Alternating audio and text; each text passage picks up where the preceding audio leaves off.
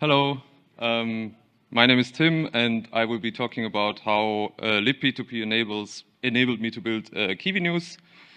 Kiwi News is it's a website that I host on kiwinews.xyz. But before that, actually, I wanted to ask how you prefer to eat kiwis when you eat them. Do you eat them by cutting them through and like eating them with a spoon, or do you eat them completely unpeeled? So like, I would like to hear the like show of hands of the direct biters. Okay, and then the spooners. Oh, okay, it's actually like kind of 50-50, I guess. Yeah, so anyways, but what is Kiwi News? It's essentially a decentralized hacker news, and you can see the app on the left here. It looks and feels like hacker news.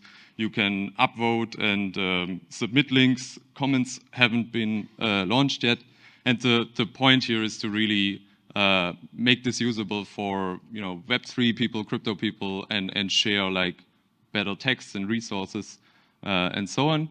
And I already and kind of the decentralized aspect of this is that basically all of the data that you can see on the website and so on is shared with this like set reconciliation algorithm that is essentially built on libp2p and libp2p gossipsub. And I gave a much more detailed talk already at Zoo Social, where I talked like for 40 minutes about how we're implementing this this set reconciliation algorithm and so on. And it's essentially inspired by also what Farcast is currently doing, and it's essentially like conceptually, I think the same thing.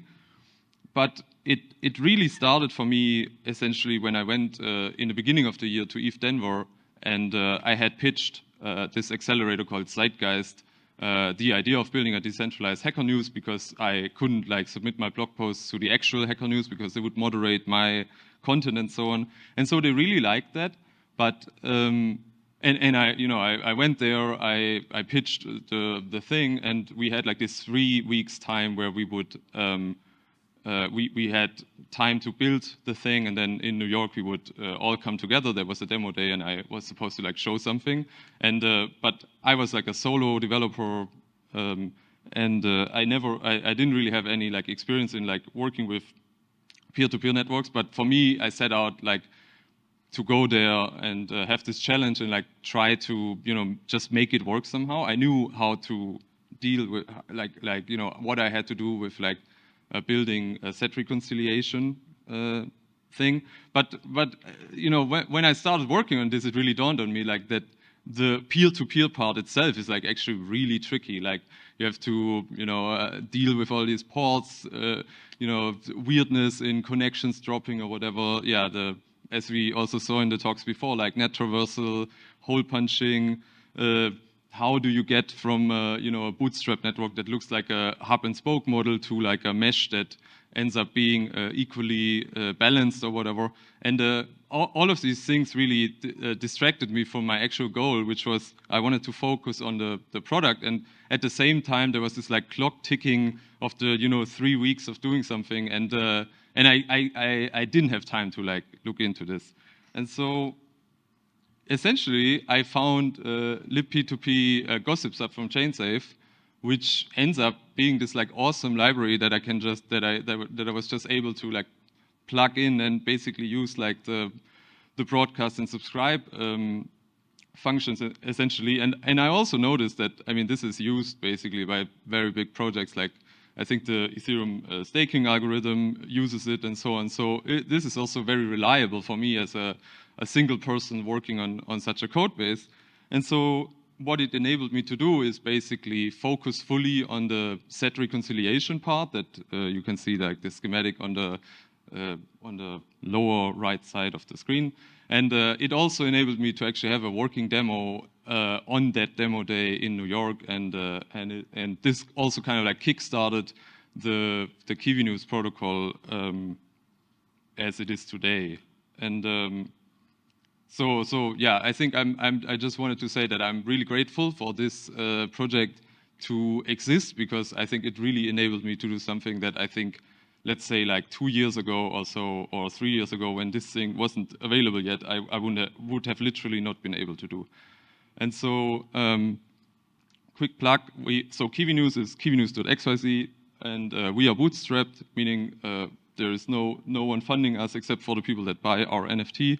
And so, I mean, feel free to check out the site and read some of the articles. And if you like what you're seeing there, when you buy the NFT, you also gain the functionality to upvote and submit articles, and that is like validated using the network, basically, where only your address basically can submit and upvote stuff if you have minted the NFT. That's all. Thank you.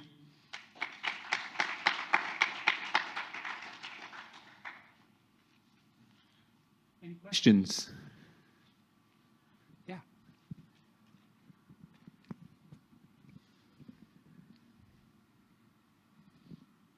Thanks. I heard about your project in Farcaster, I guess.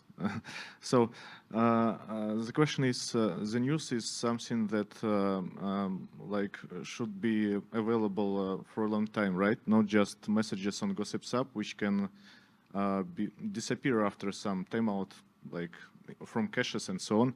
How do you solve this problem?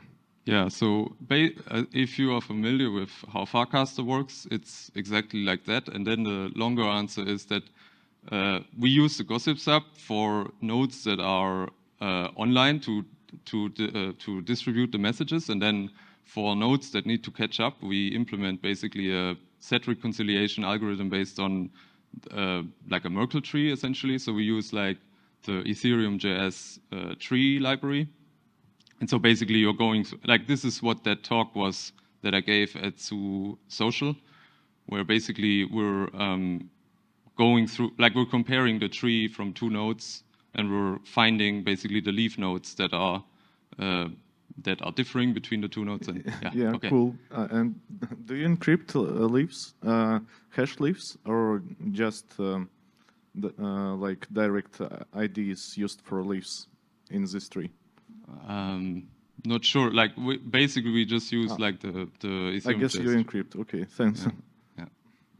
So I think the question was already 1 minute before. I was interested where you store the messages. Yeah. They are all stored just on the peers, and then you replicate. Yes. So okay. They are basically stored in LMDB.